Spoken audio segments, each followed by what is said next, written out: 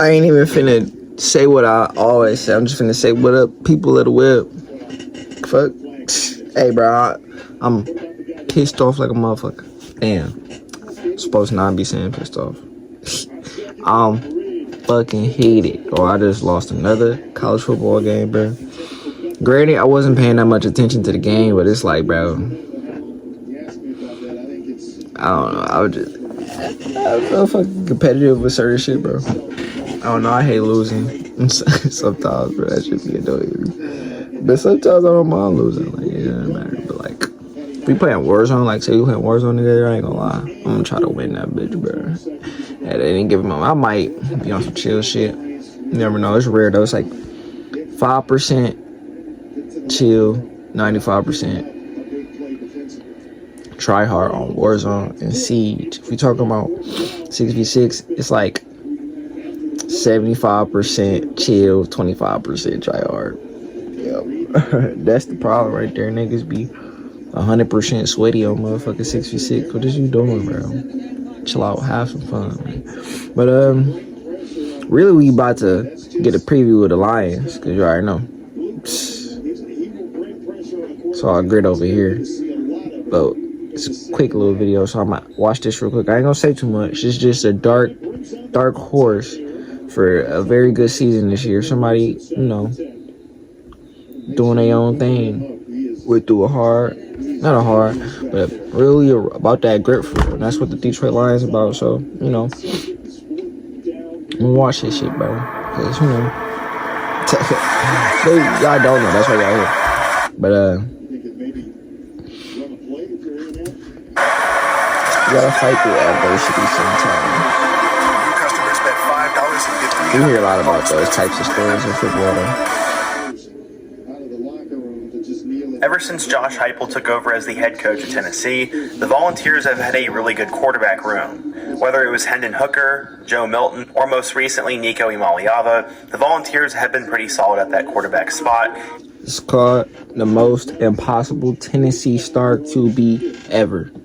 Parentheses. Beat Joey Aguilar. Hey, he balled out week 1. I ain't watched the game yet, but I saw the highlights. It's by Scott Fisher.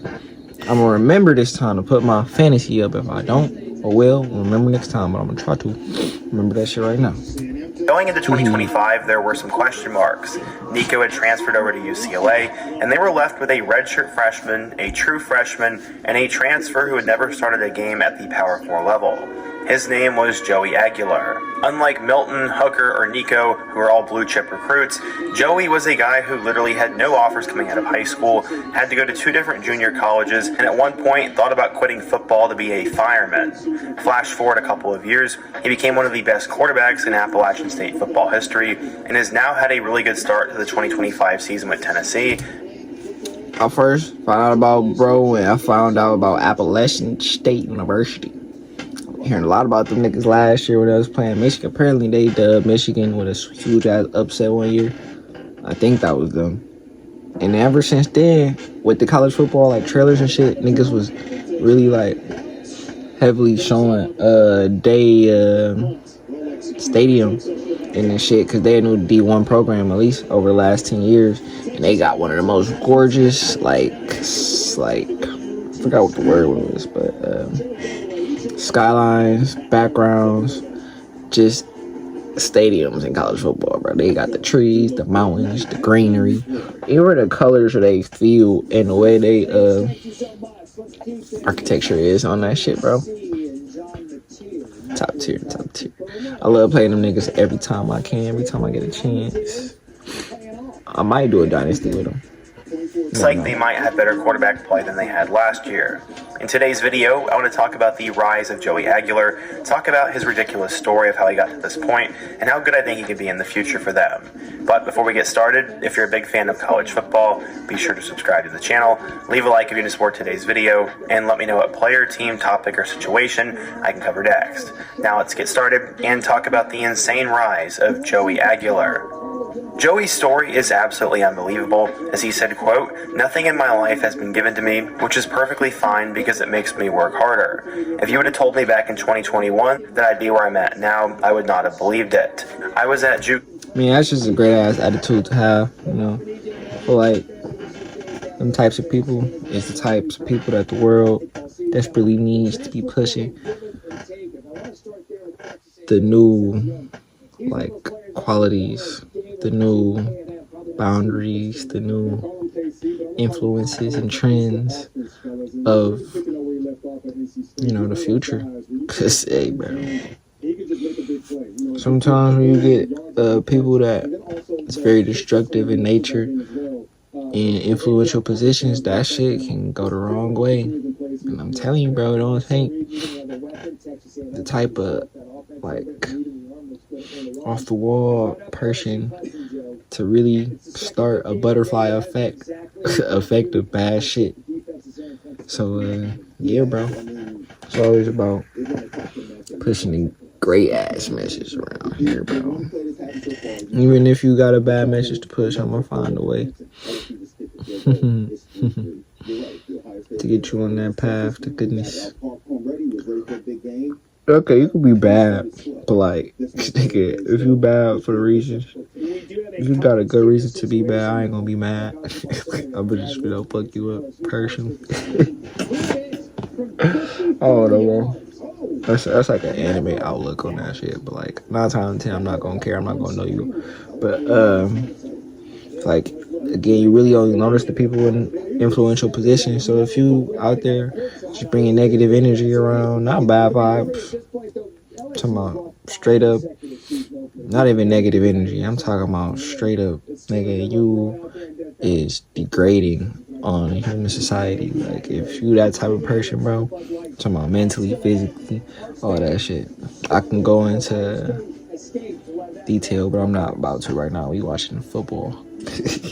But yeah, I would never fuck and with that looking type at of person. players, hoping that I would be where they were. Joey's football journey started when he was just 6 years old, as he played both tight end and linebacker with his dad, and they grew up in the state of California. At first, he didn't like football all that much, but he eventually stuck with it, and after a brief stint at running back, he played quarterback for the first time in middle school, but he did not start. In high school, he finally found his footing as a starting quarterback, and his motivation came from wanting to make his parents happy and becoming the player his dad wanted him to be. My dad wasn't able to play when he was in high school, so I'm kind of playing to live a dream that he once had. And totaled... I ain't gonna cap. I was just talking to bro the other day. I'm like, bro, I'm really sick that I didn't get to really put that shit on for football. Like, it wasn't even about playing for me. It wasn't even about getting to the next level when I was in high school. Like, now that I'm like, older, I'm like, all right, I would have, if I was playing, would have wanted to get to the highest level. But when I was playing, I know for the fact, in my head, I'm like, bro, I just want to go out there, have a good time, put that shit on, yeah. And win, of course. I'm gonna be competitive on the field. Like, when I get on the field, like, I'm on the field, bro, I'm gonna try to win, always. Nigga. If we're not able to win, like, if the game already over, I ain't gonna cap. Back then, I'm gonna be chilling. But now, I wouldn't be chilling. But his outlook, I'm doing it for Pops. Make me want to have fun, man. Make sure, me personally, I'm really working towards, when I have kids, want to be in a position where I can have a lot of free time, so I could be that dad that's always at the games. I really want to be a coach for my son, for real, on some Shador Dion shit. I don't know if I'm gonna be able to have the schemes of, hey, I'm playing college football now. Hopefully, I got that shit going by then. But yeah, even if I'm not the coach, but I'm still gonna make sure I be there for little bro or the daughter. But I doubt the daughter going to play football. But that shit, I'm not gonna force it on nobody. Can't force shit on nobody for real. But if bro want to do that shit, I'm gonna make sure he do it at the highest level.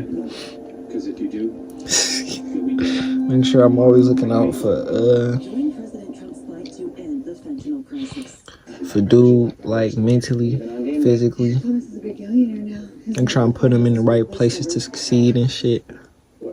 Make sure I'm getting bro the right calories he need. Make sure he staying up on his school studies, cause that's really what it was for me. Fell out in school, fell out in sports, never looked back. But first and foremost, I'm gonna make sure Gangy is looked out on drip for sure. Have all that shit. Izards. Got like 5 Izards, just like 20 cleats. They were passing all that shit down to the cousins too. The cousins, the brothers. Make sure the whole family eat. But yeah, fucks with that. His final 2 high school seasons, he ended up passing for 5,600 yards and 59 touchdowns, and he was a good player. Despite being a 4-year starter in high school, Joey had no recruiters sniffing around. Instead, his options were few and far between, as he had a recruiting trip to Sacramento State, but that door would be closed when their head coach was fired before signing day. Joey said, quote, "I'm not sure what happened. I was just a skinny guy back then. But some people go under the radar, and I was one of those guys, and I wouldn't change it. It helped me to understand how to be humble. As I said, he had no college contact, and there was no chance of him playing, so he decided to enroll at the City College of San Francisco back in 2019, seeking just an opportunity. He would redshirt his first year while he was there, and he'd watch the games from the sideline while he was in the travel squad, and questioned if he should continue to play football. He spent more than $100 of his own money each and every week on the bus, on transportation, and he said, quote, "It was money that I didn't have. His day would start at 6 a.m., and he wouldn't return home until about 10 p.m. There was one night when he stood alone at a train station in Antioch, California, and his mom was in the middle of a 12-hour shift as an emergency room worker. She'd take late-night lunch breaks to pick Joey up around 9 p.m. and take him home. On the car ride, she asked how his football practices had gone, and usually he was super outgoing, but this time he didn't say anything.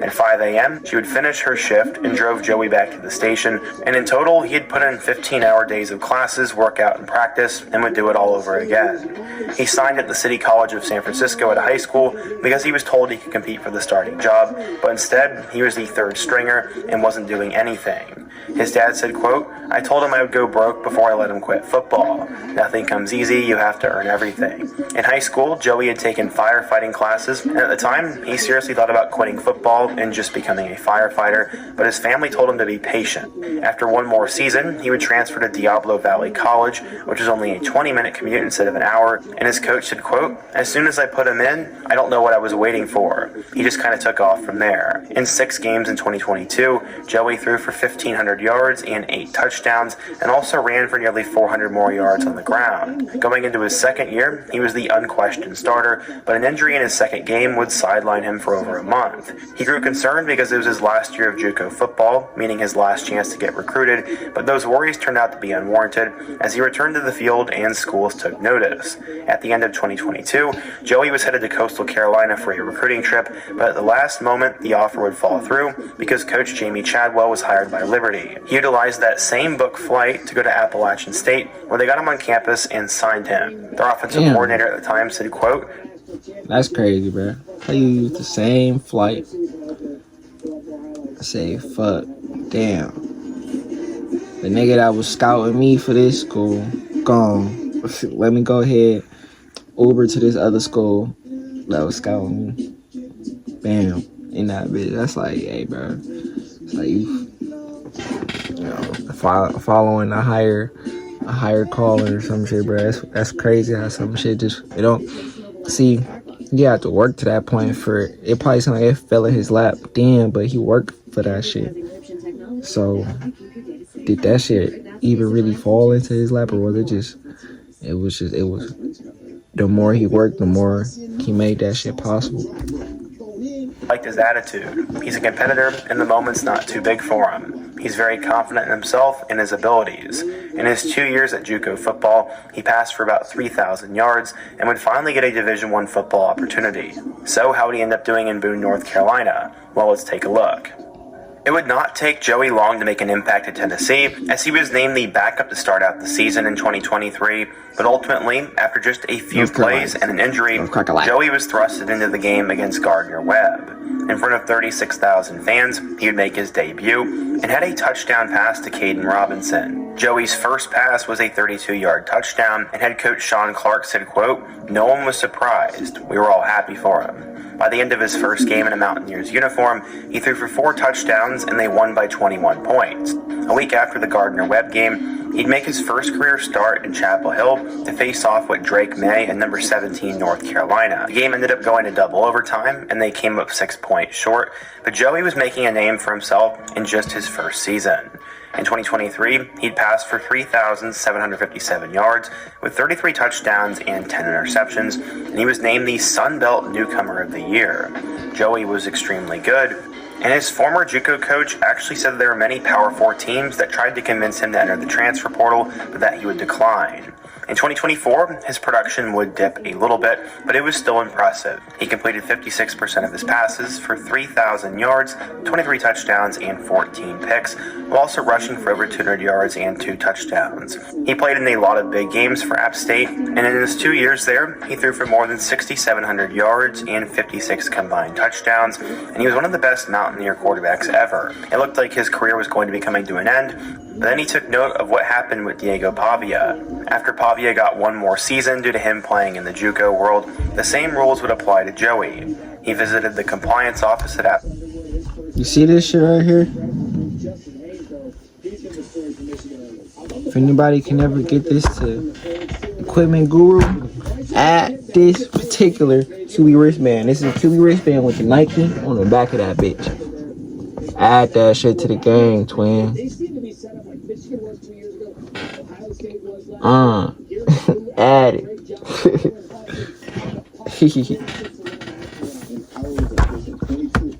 And turn that bitch to the side right now. The sheet, it's like here. It's like here in your wrist. You need it here with the Nike sign there. Yeah.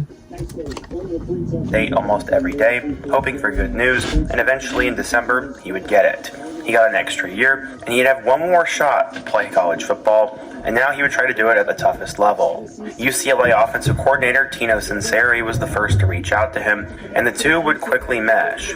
Joey ended up committing to the UCLA Bruins and was looking to be the face of that team. He grew up in East Bay and enjoyed being back in California, and he said he was going to have 80-plus family members at their first home game.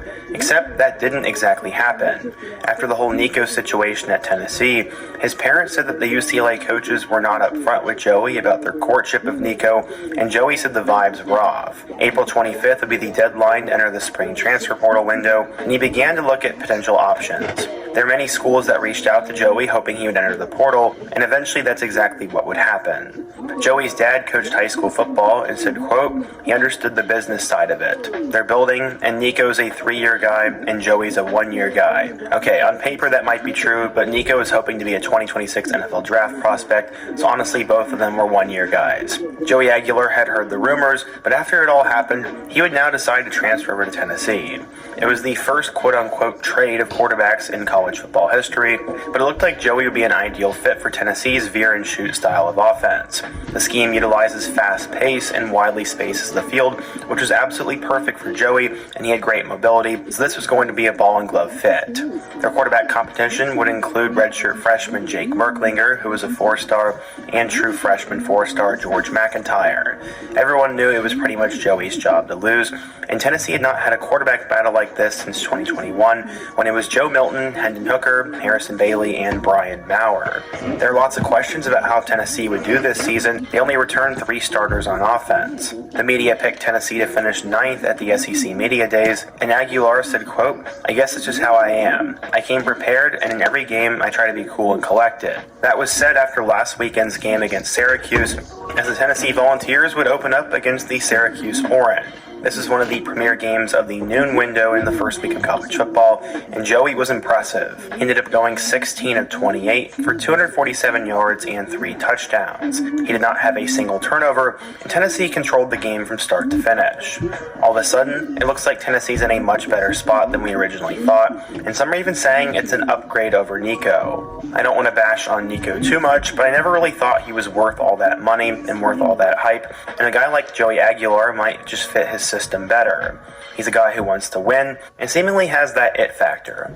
I know it was just one game, but Joey Aguilar is the most impossible Tennessee quarterback we've ever seen.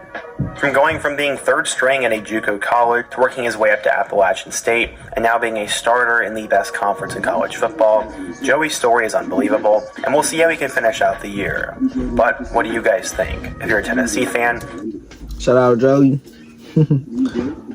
Hope you have a good year this year. Very entertaining for us here at our couches.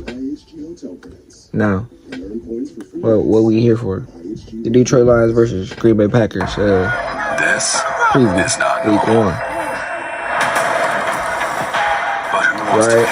be normal? Who I think gonna win? When you're Lions, of part course. of something I'm special. not gonna say a lot about this. I'm gonna say one thing and one thing only. I believe our success this year is on Jared Goff's shoulders. I don't believe, because he got like top 100 NFL, like 15th, top 20, I believe. I don't think he's a top 10 quarterback. I don't think he's a top 20 player. I think he might be top 50 quarterback. No. Top 50 players. Top 15 type quarterback. Alright. And for us to win a Super Bowl, I think he needs to play like a top 8, at least top 8, really top 7, top, I don't want to say 5, bro. You gotta be at least be 5, top 5 quarterback. They trying to say you're top 5 quarterback right now. No, I'm not playing like one. To me personally. Now, this is your year to prove me wrong. Please prove me wrong. Win that chip. Really? You don't even got to start playing like a top 5 quarterback. You can be top 8, top 15, whatever you want to be, as long as you get wins and get us to the playoffs. When you get to the playoffs, that's when you got to be top 5, bro. Be top 5 in the playoffs and lead the city to the first Super Bowl ever, bro. That's your job this year. Complete the mission. This the start. Week 1. Lions better get that dub. Matchup, 5 stars, A+, call it what you want. This is a primo Week 1 throwdown. Green Bay Packers at home to kick off 2025 with Micah Parsons wearing a cheese head, taking on the reigning kings of the NFC North, the Detroit Lions. Don't care what time of year it is, what the record is, what the weather is. Where do you start? Aiden's back, both Detroit's offense and defense under new management. Jordan Love having a first-round wideout to work with. Who said I wasn't good? Let's begin with Detroit's offense, which save a couple of linemen. Matthew Golden is tough though, bro. I ain't gonna cap. Working with the same cast of characters, a cast of characters that outpaced the second highest scoring team by 3 points per game last year. At the end of the day, that's our baseline, man.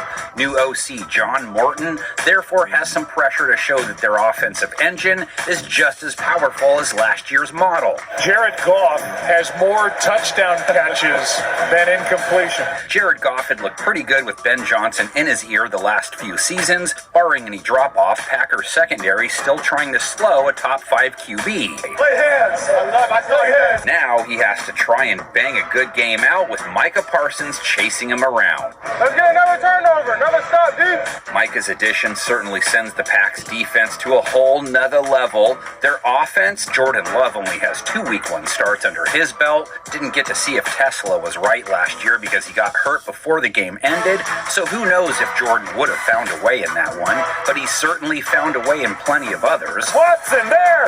Touchdown. Love will find a way, and he has to try and do his thing with Aiden Hutchinson trying to chase him down. Aiden was on his way to a monster year in 2024 when he got hurt. Detroit still searching for a Starsky, but Green Bay's line has its hands full with the Hutch, even if he's working solo. They won't chip it. I'm like that. When Love has time, we'll see if he can hook up with his newbie first-round wideout Matthew Golden. I don't know if I've seen him drop a pass in the preseason so far. Is Golden going to emerge as a WR1? The Packers' pass-catching approach has been committee-based the last few years, and Love is working with a large committee in this one. Only thing about Matthew Golden is I think he like 6 foot, but he don't look 6 foot. He might be 5'11". He don't look like he got a lot of size. If he could overcome that shit, gonna be wide receiver 1 for sure. He got the hands, got the route work. Think bro got that it factor as well, and for sure got the speed. So we just gonna find out. I think so though, bro. Just gotta overcome that size, because he got the toughness too. Third-round pick Savion Williams debuts, the rookies rolling out there with Romeo Dobbs, Dontavian Wicks, Christian Watson, and Jaden Reed. Do I look good? Tight end Tucker Kraft, a solid option as well. What are you waiting for? Something amazing? It's a deep group, so that brings us to the Kelvin Shepard run Lions defense. He too has pressure to hold the line at the very least. You can make the game any way you want it to go. Because Detroit's secondary was one of 2024's best, despite dealing with all sorts of injuries. 10 of their 11 starters in this one were Lions last year, and new cornerback DJ Reed is only supposed to make them better. Safety Kirby Joseph comes off a career year. Brian Branch, Terrion Arnold, Amik Rock. Brian Branch, probably the most underrated DB in the league. Love shouldn't waste time trying to find a Waldo because they don't appear to have one. Truth is, though, Detroit's linebackers better be on high alert. Jack Campbell, Alex Anzalone, and Derek. Jack Campbell, Alex Anzalone, most underrated linebacker duo in the league. Matter of fact, Kirby's Island, Brian Branch, most underrated safety duo in the league.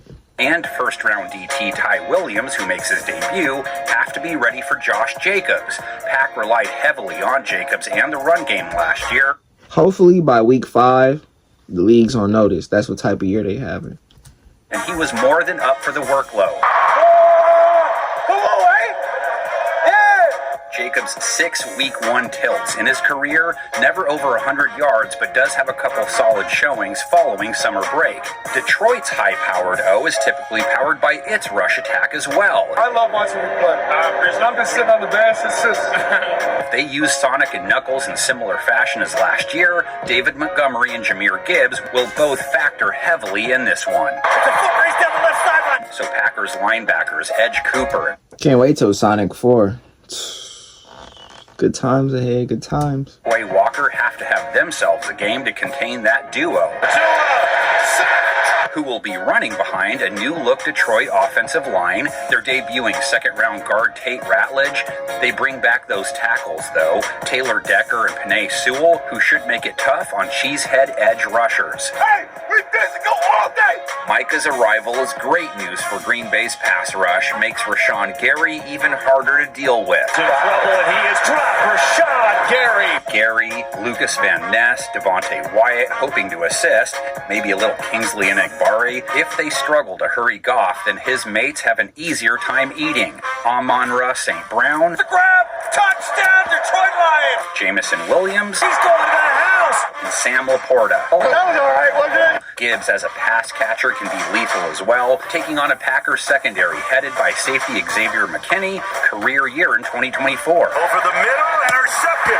Newcomer Nate Hobbs, former Raider debuts, out there with Javon Bullard and Keyshawn Nixon, etc. Head coach Matt LaFleur, 3-3 after a summer off, has won his last 2. Dan Campbell, 2-2 with Detroit in that scenario, also has won his last 2. This is not happenstance, man. This doesn't just happen. What does that all pencil out to? Week 1s are always hard to predict, but that's why I have you guys to tell me how it might go. And you do that in the comments section along with any notes or analysis you think are relevant. Game Preview Guy back in the Game Preview Zone, which is analyst free. No talking heads here, just a talking bag setting you guys up. And our panel of 10, which is back in full force. Let's get it on already. Football is back, baby. I'm not finna guess the score. But yeah. Lions finna take that one. Click.